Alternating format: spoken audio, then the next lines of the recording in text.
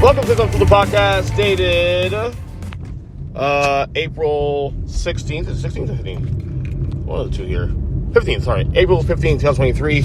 As you guys know, we do this. The show is basically one topic, one central topic. We just kind of debate that.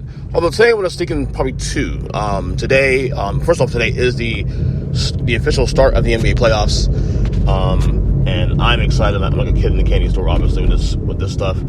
But before I get to the playoff predictions, I'm gonna give my predictions for the round one of the playoffs. I wanted to dive in a little bit, as I'm on the road. So if you hear background noise, because I'm recording this on the road as I head to work. I want to dive in a little bit into the 5 players I believe are under the most pressure entering these NBA playoffs. All right, this is obviously a topic to discuss periodically on mainstream sports media platforms, ESPN, Fox Sports, you name it.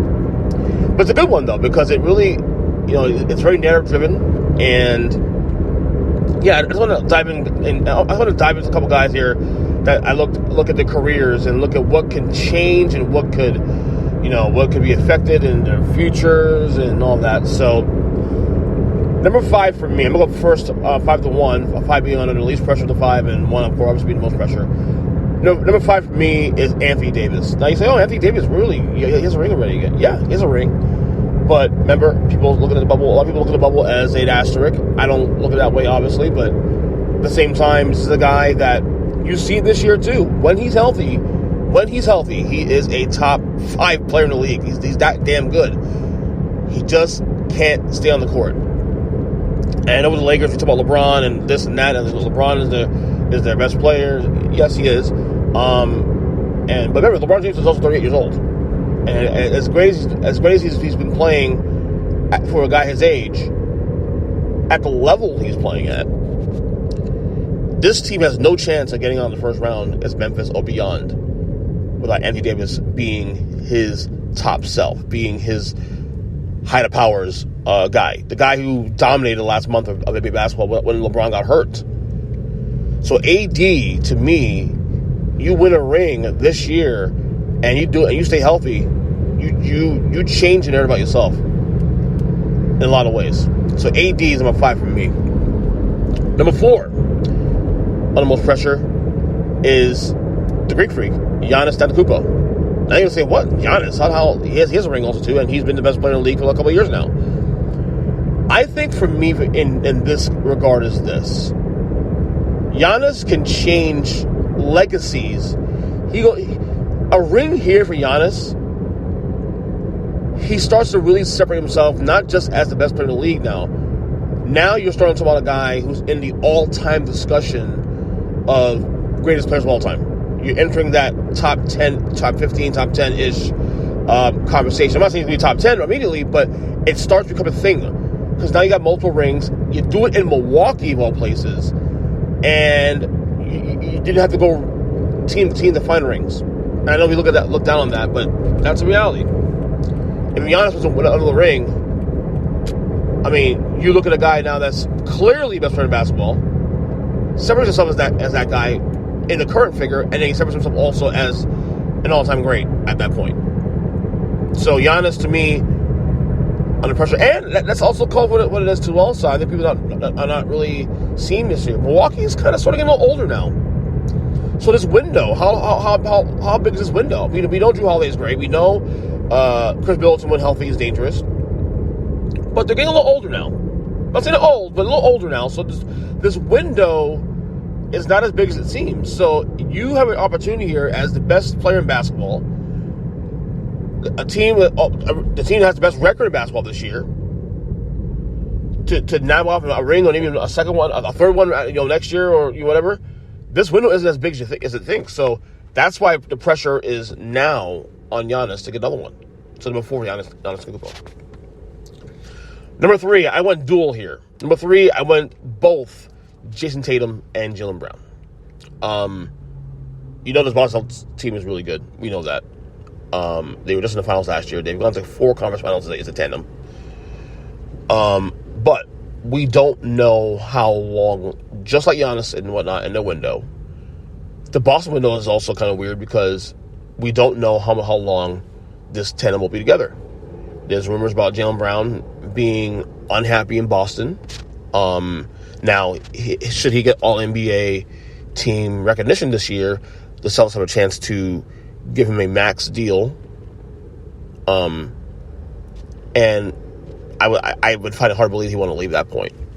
But Jaylen Brown has been very open about some of the things he's been uncomfortable with in Boston. So he could be a free agent this year. So that's another situation with the window.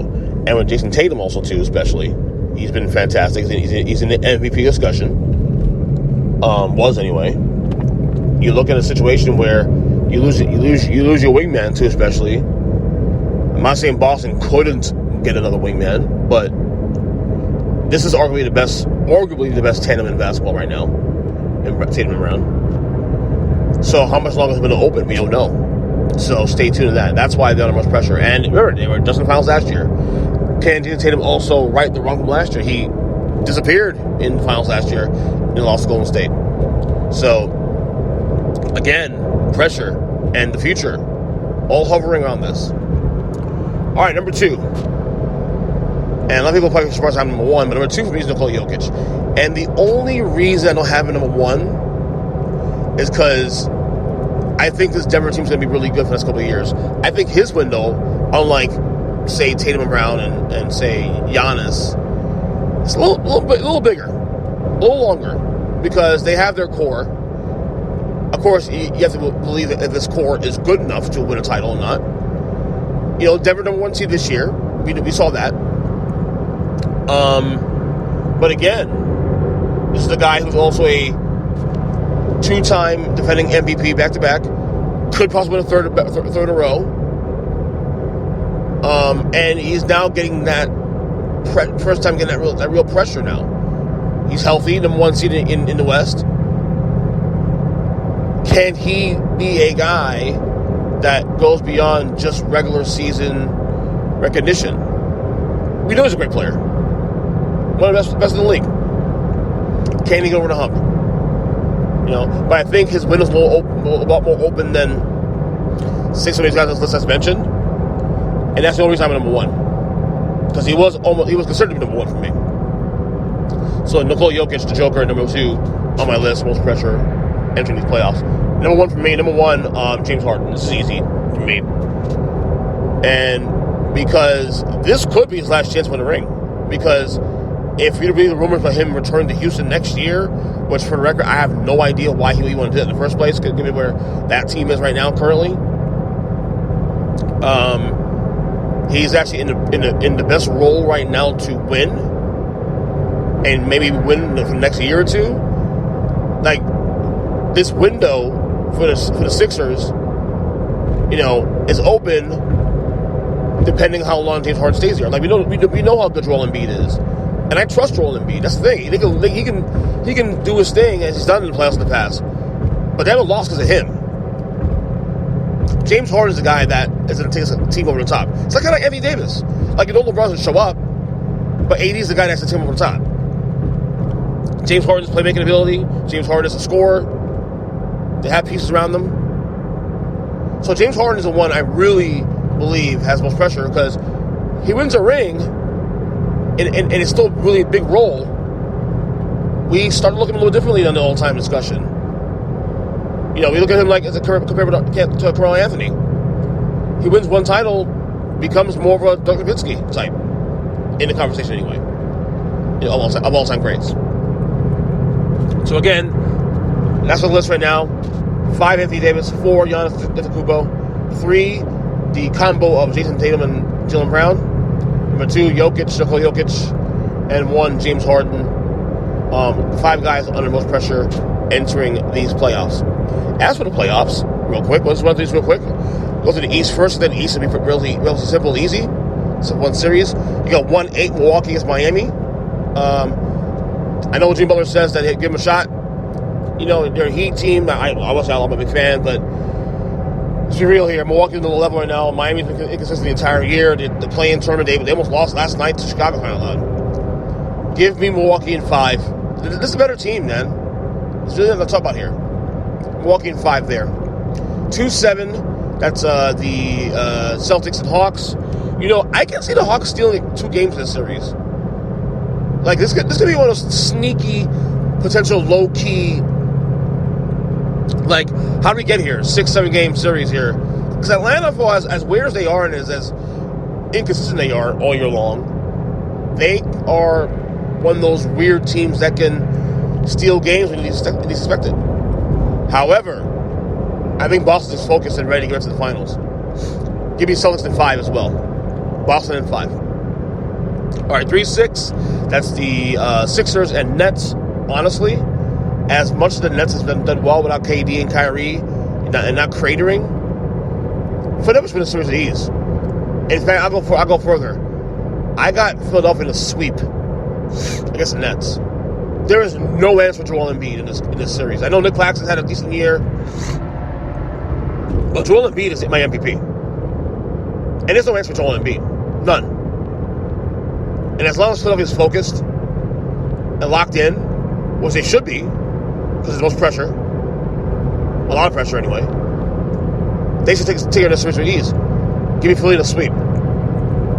Finally, this series is one of the toughest in the East, and that's 4-5. That's the Cavaliers and the Knicks. Look, I have no doubt the Cavs win this series, but this might be the one series in the East that might go 7 games. Because the Knicks team is very frisky. Now, we don't know Julius Randle. He's been out the last couple of games with an injury. I'm gonna go Cavs in 7. I want to go Cavs in 6, but I have a feeling the Knicks are going to win most of the home games. I don't know if I can see the Cavs winning on the road like that, especially New York and that crowd being, engaged in a New York Knicks playoff run. I mean, this team is clearly better than one. This team is much better than the one that made the playoffs 2 years ago. Let's be real. Jalen Brunson, who made my personal All-NBA team. So I'm gonna go Cavs in 7. Cavs in 7 or Cavs in 5. I don't see them winning in 6. I don't see them winning in New York. So Cavs in 7 here. All right, it's the West now. Western Conference playoff bracket. 1-8. That is the Nuggets against the Timberwolves. This series could be really weird because you do have a Rudy Gobert that can somewhat keep Nikola Jokic at base. Somewhat. I'm not saying stop him. I can see Minnesota stealing 2 games here. But this is also depending on trust. Is Denver ready for the next level? Is Denver ready to take the next step and to prove to everybody that, yes, we're ready to win titles now. We're ready to get into the conversation now. I'm going to go with Denver in 6. But they should win us in easier fashion. But I'll go Denver in 6 in this one. Minnesota's frisky sometimes. You got guys like Conley Towns and Anthony Edwards that can win you a game randomly. Anything is possible. So give me Denver in 6. All right. So now we got 2-7. That is the Lakers the Grizzlies and the Lakers. 2-7. This is actually a tougher series than I thought to pick. Like, I'm going to go Memphis, obviously, here. But this all lies on AD. Anthony Davis and LeBron. Obviously, LeBron has to show up, but Anthony Davis is a big key here, number 1. But also the supporting cast. Where's D'Angelo Russell going to see in the series? Where's D'Angelo Russell going to see? I'm going to go Grizzlies in 6. Yes, the Clinton formerly Staples.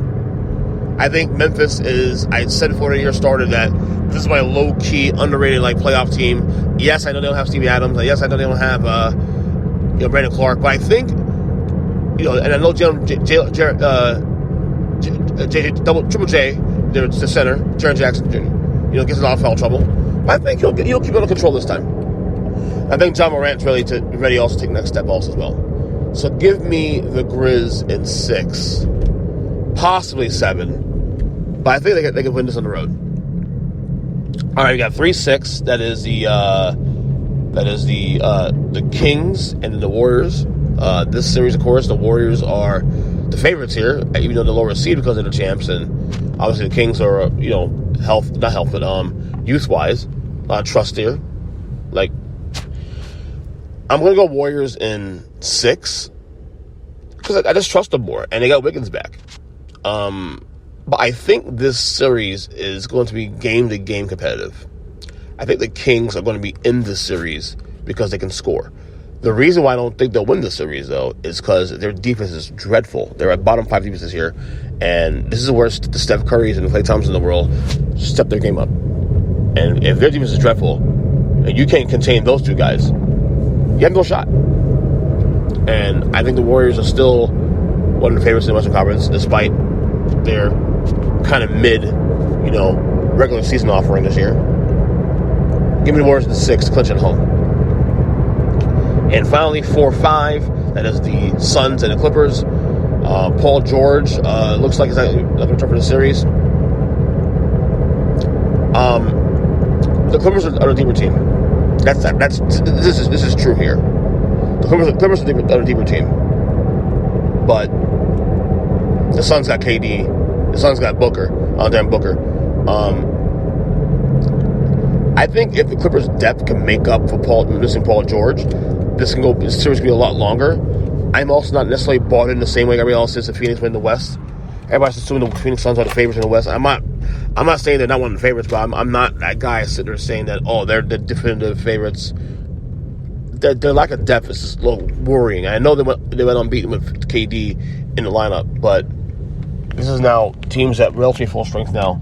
Although the Clippers don't have full strength, like I said, but I don't know.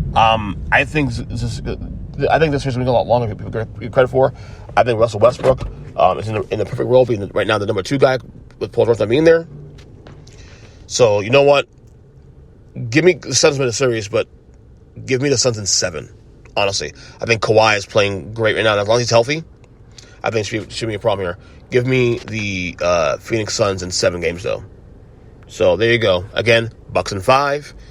Celtics in 5. Sixers in a sweep in 4. Cavs in 7 in the East. And then the West Coast, I have Western Conference. I have Denver in 6. I have Grizzlies in 6. Warriors in 6. And Suns in 7. So there you go. There's my predictions for this year's NBA playoffs. Enjoy. Also, check out my other podcast, Earnest EJ Podcast, the main show. Lots of good stuff coming out the last couple weeks. So, see you guys later. God bless y'all. Enjoy the playoffs, man. Later.